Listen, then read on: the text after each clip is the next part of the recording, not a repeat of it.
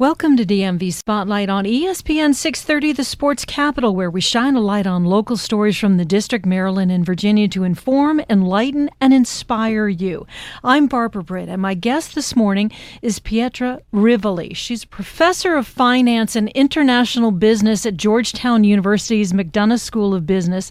She's also the executive director of the Georgetown Pivot program, and that's why she's here to speak with us this morning. And thank you so much for joining me on DMV Spotlight. Thank you, Barbara.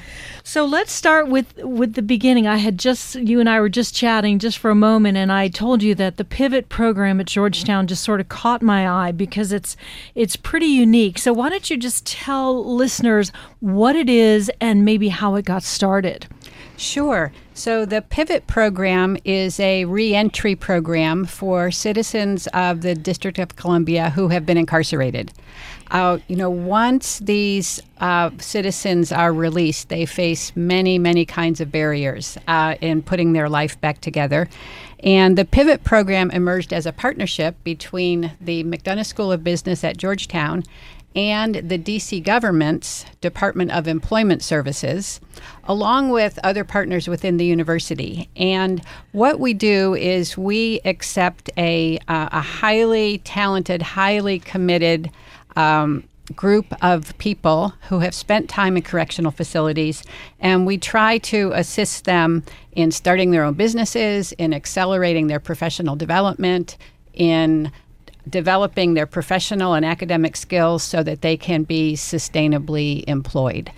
This is really the chance that a lot of people wish they had had from the beginning, and maybe they didn't get for a variety of reasons, or they didn't take advantage of, whatever the situation. But the point is, we all know that when people come out of prison, it's tough.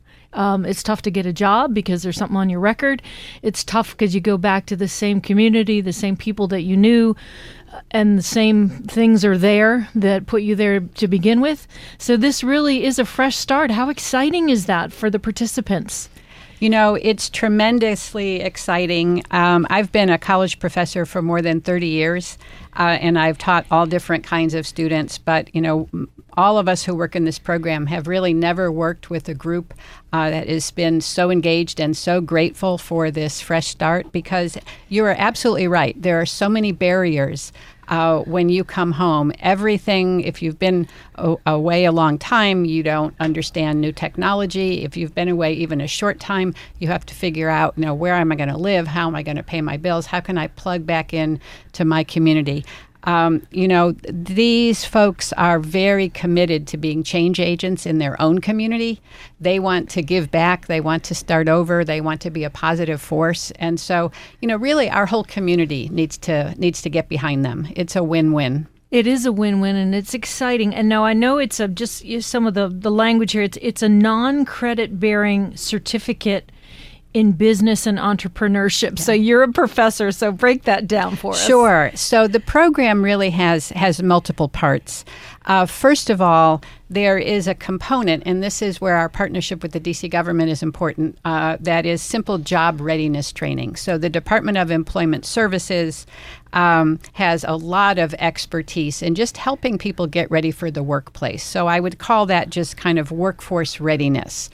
And then where Georgetown comes in is that we offer, a traditional education in the liberal arts. Our students take philosophy, they take literature, they take psychology, they take economics, because the ability to think critically and read carefully and understand arguments, is something that many of them have not really had the gift of that kind of education. And as we all know, it's a fundamental building block for how we operate in the world.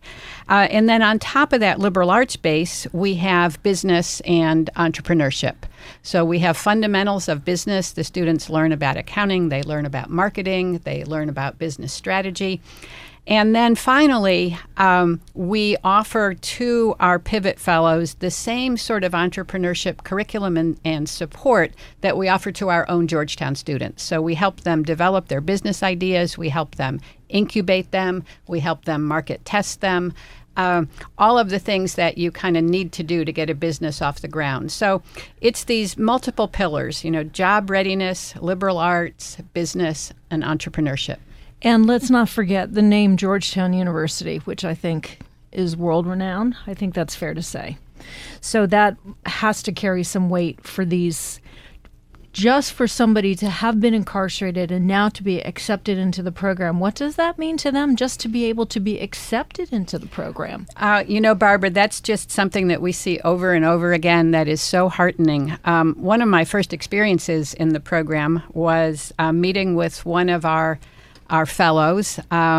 His name is Devon Bell, and he friended me on Facebook. And what he had put on Facebook was his prison ID with his picture on it right next to his new Georgetown ID. And for him, this symbolism was just so powerful. This was my life then, and now I'm at Georgetown. This is my life now. And I think that whether you've been incarcerated or not, I think all of us can appreciate the power of having a new start and having people believe in you, having people in a position of authority and power believe in you. That's quite different than coming out and being on the street and maybe picking up a check somewhere. That's a very different experience, isn't it? It's absolutely a different experience. The entire community at Georgetown, as well as many members of the business community in the metropolitan area, as well as our partners in the D.C. government, we are all behind these folks, and I think they sense it.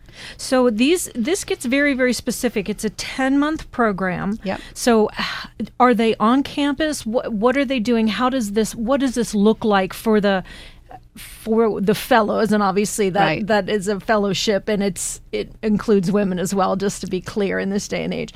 But obviously they are chosen. How many do you have? This is the inaugural class. So we have just graduated our first class. And we're in the process of admitting our second class. I think that class will be finalized within the next couple of weeks. We hope to have about 22 enrolled. That's about the right number for us because we want to be able to give them the individual attention and the mentorship that's required. They will start out with essentially the fall semester they'll be kind of full-time in school.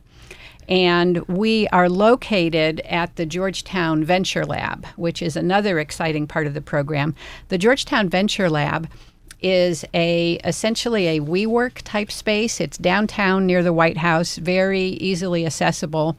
And it is a space that was put there to help Georgetown alumni start their own businesses. So our Pivot Fellows are embedded in the entrepreneurial community right from the start, and we hold our classes right there.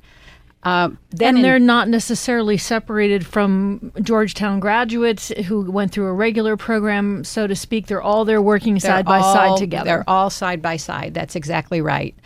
We split off into different rooms sometimes to hold class. But in terms of our workspace, we are integrated with the Georgetown entrepreneurial community and with the DC entrepreneurship community. And what kinds of things are available for them there in the Venture Lab that they can use to really incubate their idea? They really want to incubate an idea for a business. Is that correct? Many of them do. Some of them do not. Really, the study of entrepreneurship is... and we tell this to our students at Georgetown, too. It's not only for people who want to start a business. Entrepreneurship is about seizing your own autonomy and writing your own life story. And you can do that by starting a business. You can do that by being within a business. You can do that by being a leader in your community. It's really about charting your own course. It's a particularly important option for people who've been incarcerated because they often face barriers in the formal economy. So to be able to have the tools to chart your own course is, especially important. I should say that, once the fall semester is over, a critical part of this program is that our fellows are working 2 days a week in internships. So starting in January, they are in class 3 days a week, Monday, Wednesday, Friday, and 2 days a week they are working in internships. And that's really where the community comes in, and other business leaders and other entrepreneurs. I'm speaking this morning on DMV Spotlight with Pietra Rivoli, and she is the executive director of the Georgetown Pivot program that takes people who have been formerly incarcerated in the district and really helps. They go through a 10-month program, and it really does, I would say, give them a new start. A new start is the best way to say it. Thank you, Pietra. What was it like to be there in June and watch this first group of fellows essentially graduate from this program? You know, everybody who was in that room watching that graduation, it was just very hard to find a dry eye. We had a wonderful graduation ceremony with all of the pomp and circumstance you would expect at Georgetown. We had the Pivot Fellows wore robes. We had the graduation music. We had, friends and family. We had internship hosts. We had the faculty. So it was a special celebration the way every graduation is a special celebration. But for, this particular group, it was such a demarcation point. They knew with, what they had experienced these past 10 months, the support of their community, everything that they've learned. I think that they are all just, looking forward with optimism. What an exciting time. So let me circle back and ask you, what are some of the companies that have stepped up and said, we want to be part of this Georgetown Pivot program? A pivot truly is a turn in the other direction. Right. Who has been part of that?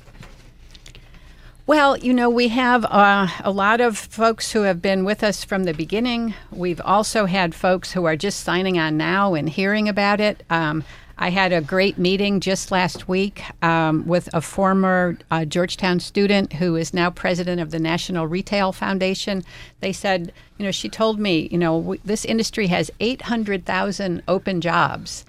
And there is this tremendous pool of talent that in many ways is untapped. So let's work together to figure out how to solve the business problem and solve this this big social problem. That is so exciting because it really just blows the lid off of that. When you think you could match all of this up with the proper training. Now, you also told me that there is a rigorous program to get in to be a Georgetown Fellow in the Pivot program. Give us some of those parameters. Sure. Well, this program is not for everybody. Georgetown does certain things exceptionally well, and there are certain things that we are not equipped to do. We are fundamentally educators, and we teach at the college and graduate school levels. So, the first thing that we are screening for when we look at applications is academic preparation. And we have a very extensive kind of system of screening and testing where we're looking for, we're just trying to answer the question, is this candidate academically equipped to do what we're going to ask them to do? So we assess their reading and their math and their language and their writing skills. So that is one, significant piece. We also assess their emotional readiness and try to make a determination of whether they have the social support in the community, whether their living situation is stable, because this is a very big step. You have to show up every day at 9 a.m. and you are committed through 5 p.m. I mean, it's a full-time job. So, do you have the living situation and the support that will allow you to make the commitment? So I think that those are really the two things we're looking for, is academic and emotional readiness. So is this the kind of thing where somebody who might be, incarcerated at this moment, do they go from incarceration into this program? Is there an in-between? What does that look like? Well, that's a very good question. And, we're working hard to build our relationships, with the courts. And we now are at a point where, I think the prospect of admission to the Pivot program has in some cases even accelerated the release of certain candidates, because we have been able to say we'd like this person to come into our program. Typically there is an in-between, though. People hear about our program from various ways. We have a number of partners that refer candidates to us. And those referrals are a very important part of this whole process because, there are groups who have worked with these folks, one-on-one and know them very well. One of the most interesting things that we learned was that our strongest candidates, many of them have been coming to us as referrals from an organization called Free Minds, which is an in-prison book club that is run by a former journalist. And the Free Minds go into the jails and, they read books, they read serious literature, they write. And then once they're released, the book clubs continue. And so, we have from Free Minds got some of our strongest candidates. It always blows me away the amazing things that people are doing in the community. And that's why we have this DMV Spotlight program to talk about the Pivot program, to learn about this Free Minds program. That's just incredible. As I was looking over these fellows that you have listed on the Georgetown website on the Pivot program, and you can look up each person, right, and look a little bit about their history. Mm-hmm. And I noticed that there was one of the fellows who actually had been exonerated from the charges, and I think it's important to talk about that because there is some assumptive thinking that goes on when you hear about somebody who has been incarcerated, that we need to be clear about when we're looking at that. Not everybody who is behind bars is guilty. Obviously the criminal justice system does the best that it can, and under difficult circumstances, to be sure. But it was interesting that was noted on this person's biography, as it were, on the website. Tell me a little bit more about that situation. Well, I think, my co-director, Professor Mark Howard, actually runs a class at Georgetown where they work to get people who are wrongfully incarcerated exonerated. But unfortunately, it's a distressingly common phenomenon. We know that there's a strong element of racial injustice if you simply look at the data on incarceration, wrongful incarceration, sentence lengths, so forth and so on. We have an imperfect system, and people without the resources to, obtain the best legal representation, are at the mercy of this system oftentimes. So I think that, but even if someone was guilty of a crime, the mistake that many of us make is, we like to simplify the world and think, okay, well, there's bad people in there and good people out here. But of course, you and I know that's not, if we think about it, an accurate depiction. And what we have to realize is that no one should be defined by the worst mistake they ever made. I'm not defined by the worst mistake I ever made, and you Nobody aren't wants either. To be. Nobody wants to be defined that way. But once you have been through the criminal justice system and you have this record, that's how society sees you. But there's an alternative, and that's what we're working for. Some of the things that some of your fellows who just graduated are planning to do are pretty exciting. Can you share some of those things with us? Sure. So we have, first of all, 0% recidivism. None of our fellows have been incarcerated again. Virtually all of our graduates are on a good path. We have one of our fellows has turned his internship into a permanent job at the Justice Policy Institute. We have another fellow who is starting or really accelerating his catering business while also working at Prequel, the restaurant incubator. We have a third fellow who started today at a position at Georgetown in the working for the head of our finance area at the business school. Let's see. I could go on and on. We have a young man who is starting a company called Odd Kicks, which is a custom shoemaking company. And he's got already a number of customers, and we're confident he's going to be very successful. So they run the gamut. That is so exciting. Now, does Georgetown, does the Pivot program plan to follow your fellows and see how they do? Is that part of the program, or is that not necessarily what you're focused on doing? Absolutely. These are our alumni. They are a part of our Georgetown community, just like any other alumni, and we want to stay in touch with them for all kinds of reasons. One of the things, of course, is that, we are a university. We do research. We want to have evidence-based assessments of how this program has worked for people.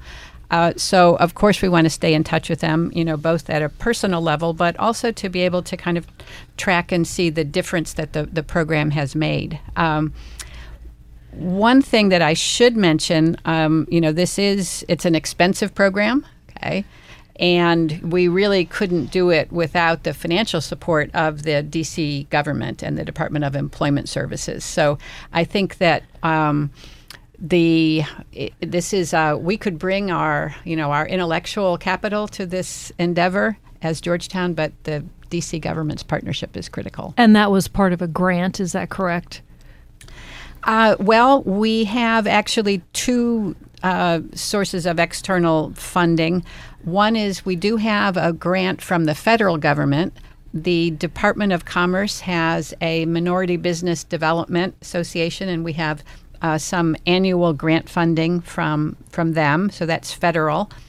But then from the district government, the Department of Employment Services, they pay our participants a stipend to be able to enroll in the program. And how important is that for the participants so that they don't have to be concerned about trying to earn a living while they're going through the program? Well, it wouldn't be feasible, for them to try to earn a living at the same time because, the commitment they make to us is full time. And many of them also have families and so forth. So this is at least a full-time job. And when you consider that we're also asking them to do homework and other things, it's more than a full-time job. So that those stipends are critical. I'm speaking today with Pietra Rivoli. She is the executive director of the Georgetown Pivot program, and we're speaking here on ESPN 630 on DMV Spotlight about taking formerly incarcerated individuals, and they go through this 10-month program at Georgetown with all the prestige that carries,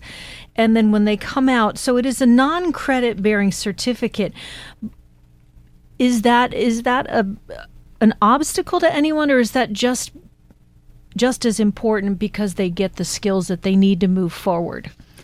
So, at the business school, we run many executive programs, we call that. And organizationally, the Pivot program is actually under the umbrella of our executive education programs.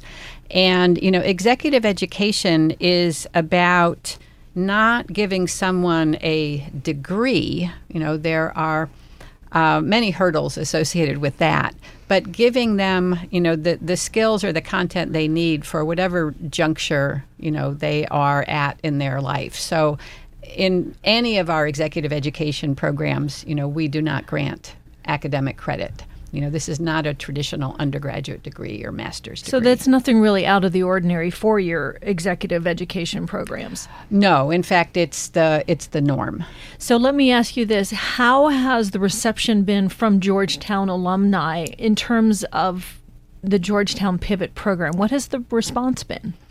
So our alumni love hearing about this program.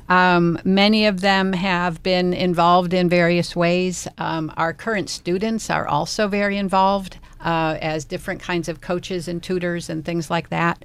Our faculty are very involved. So really, the entire Georgetown community has come behind this, and we're getting support from, just all different parts of the university. I think our alumni are in a very, very strong position to help us because, they run businesses, they oversee hiring. And so, we need to use those Georgetown connections to help this program succeed. And you mentioned that you have made some of those connections. Are you hoping to see more? Oh, absolutely. Absolutely. One of the good things about, being a faculty member for for 30 years is I have a lot of former students, and you're not afraid to call them. And I'm not afraid to call them. Do you think that the Georgetown Pivot Program could also be really the first of many other programs in other schools? And we have other wonderful schools in the Washington area and surrounding.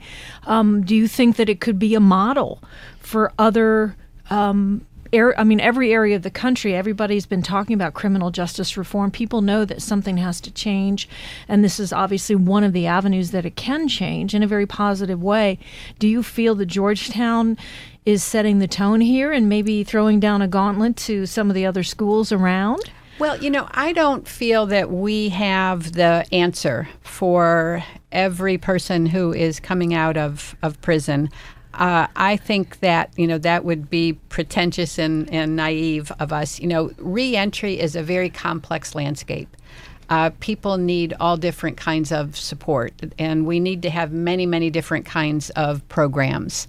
I very much believe that this program at Georgetown is an important part of the portfolio, but I would never say that there's not room for a lot of other models out there.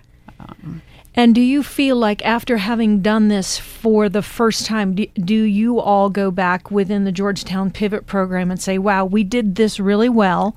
Let's tweak this over here, because as you said, you are educators and you're always learning and growing.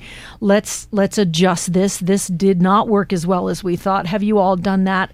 Have you had time to do that? Well, we have a weekly staff meeting with the team. Our team is relatively small, but very committed. And one of the first things that I suggested when we started this program is at that weekly staff meeting, the first thing on our agenda was the question, what did we learn this week?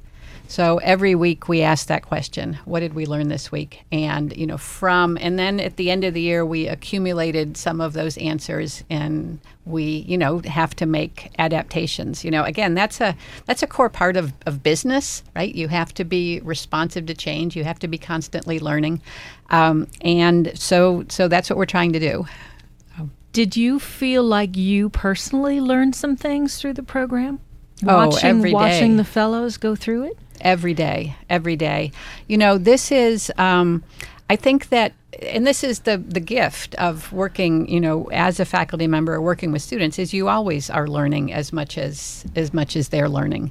The biggest thing I learned, even though I had some exposure to the criminal justice system, is, the biggest thing I learned was just, to see up close the barriers that our fellows faced, and to see it in a very practical way,